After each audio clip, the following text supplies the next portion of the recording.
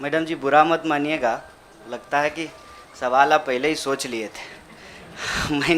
मैंने ये नहीं कहा था कि कांग्रेस खतरे में है, हमने कहा देश खतरे में है, लोकतंत्र खतरे में है, आइडिया ऑफ इंडिया खतरे में है। आपने वो वीडियो देखा क्या, लाश के ऊपर डांस देखा ना?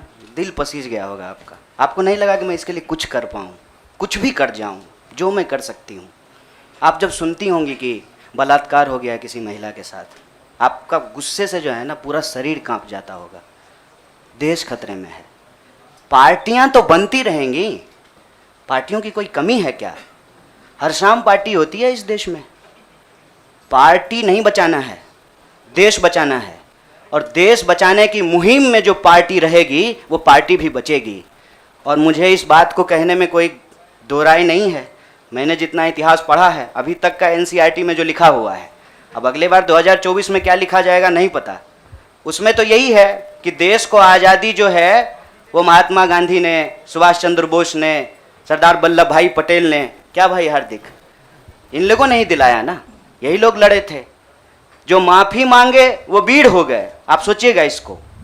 जो गोडसे को भगवान मानते हैं वो भाषण दे रहे हैं अमेरिका में जाकर के गांधी के ऊपर।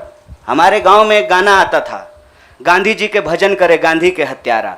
कितना अजीब लगता होगा आपको। देखिएगा वो फोटो जब हमारे देश के प्रधानमंत्री गांधी पे माल्यार्पण करते हैं। जीवन भर शाखाओं में कसम लिए होंगे कि गोडसे के सपनों का देश बनाएंगे और गांधी पे माला चढ़ा रहे हैं। See, I am not here to save the party. Please, I am respecting you. As a citizen, you can respect my right. देश खतरे में है। और ये सिर्फ मैं नहीं कह रहा हूँ, ये मुझे लगता है आप भी सोचते होंगे। समझ रहे हैं, अंग्रेजी का वो फ्रेज है, dancing on dead. Dead body पे कोई नाच रहा है। उस दिन खाना तो नहीं खाया गया। आप सोच के देखिए, आप इस पे विचार करके देखिए। मेरे गांव में अगर किसी की मौत हो जाए तो पूरे गांव में खाना नहीं बनेगा। हजारों लोग मर गए। देखे 71 वर्ष की उम्र में प्रधानमंत्री के लिए सोहर गाया गया। नया बच्चा जब पैदा होता है ना तो पूर्वांचल में सोहर गाते हैं लोग। प्रधानमंत्री बूढ़े हो गए हैं, उनके लिए सोहर गाया जा रहा है।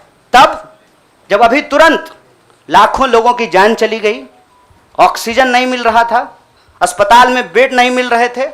आप में से कोई भी ऐसा इंसान है जिसके कोई जानने वाले नहीं मरे हो इसमें, इस क्राइसिस में? इतना बड़ा क्राइसिस जिसके देश में हुआ हो अभी तुरंत, वो अपने जन्मदिन का जश्न मनाएगा? ये भोंडापन है।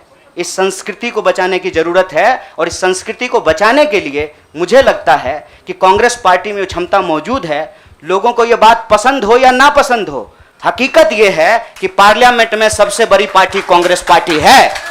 इसीलिए इस पार्टी को ये जिम्मेवारी लेनी पड़ेगी और उस जिम्मेवारी को संभालने के लिए मैं यहां आया हूं। मेरा सवाल यह है कि भारतीय जनता पार्टी ने बड़ा आरोप आप पे लगाया है, कांग्रेस पार्टी का। जनता पार्टी का आरोप को कौन पूछता है? आपका कोई आरोप है मेरे ऊपर? भारतीय जनता पार्टी को मैं सीरियसली नहीं लेता हूं। आपका कोई आरोप है?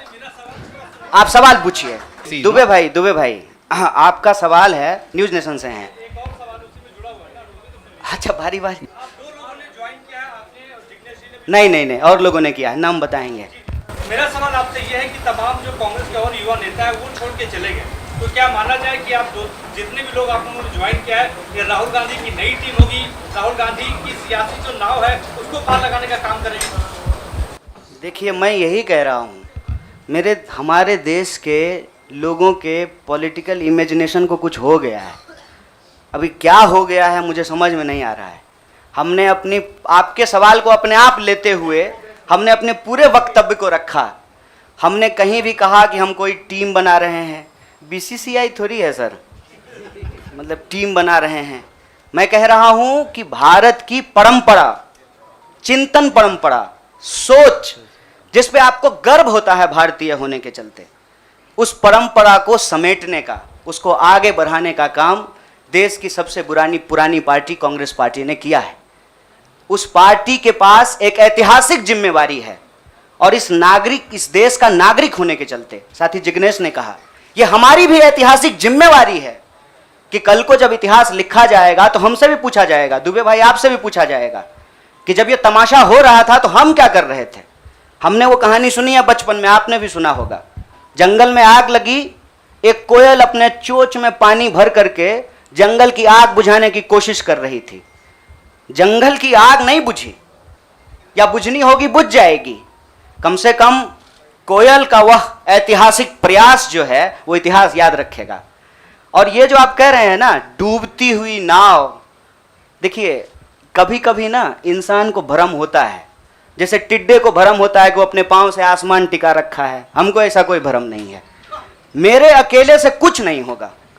जब आप जुड़ेंगे, हम जुड़ेंगे, इस देश के संविधान में, आइडिया ऑफ इंडिया में भरोसा करने वाले लोग जो हैं, जिसको हम कहते हैं गांधी के सपनों का भारत, जिसको हम कहते हैं भगत सिंह के सपनों का भारत, जिसको हम कहते हैं डॉक्टर बाबा साहब भीमराव अंबेडकर के सपनों का भारत, जिसको हम कहते हैं बिरसा मुंडा के सपनों का भारत, सावित्रीबाई फूले के सपनों का भारत, श्री कृष्ण सिंह के सपनों का भारत, जगजीवन राम के सपनों का भारत, मौलाना अबुल कलाम आजाद के सपनों का भारत, उस भारत को बचाने की बात मैं कर रहा हूं।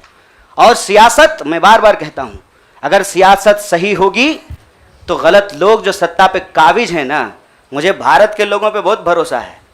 अरे हैं हम लोग थोड़ा सा आलसी, लेकिन जब आ गए ना अपने पे, 200 साल अंग्रेजों ने राज किया था, जब से भारत के लोग अपने पे आ गए ना, तो 1942 में भारत छोड़ो आंदोलन का जब नारा महात्मा गांधी ने दिया था, तो अंग्रेजों को भारत छोड़ करके जाना पड़ा था। और उस वक्त जो लोग अंग्रेज से पेंशन ले रहे थे, माफी मांग रहे थे, वो आज एनसीईआरटी की किताब बदल रहे हैं कि अपना नाम भी हम बीड़ों में लिखवा लें। इसीलिए मैं कह रहा हूं कि उस इतिहास को, उस चिंतन परंपरा को बचाने की जरूरत है। पार्टी अगर उस सिद्धांत पे चलेगी, संविधान के प्रियम्बल को रक्षा करने की कोशिश करेगी, पार्टी भी बचेगी और पार्टी सत्ता में भी आएगी। ऐसा मेरा उम्मीद है, ऐसे मेरी आशा है।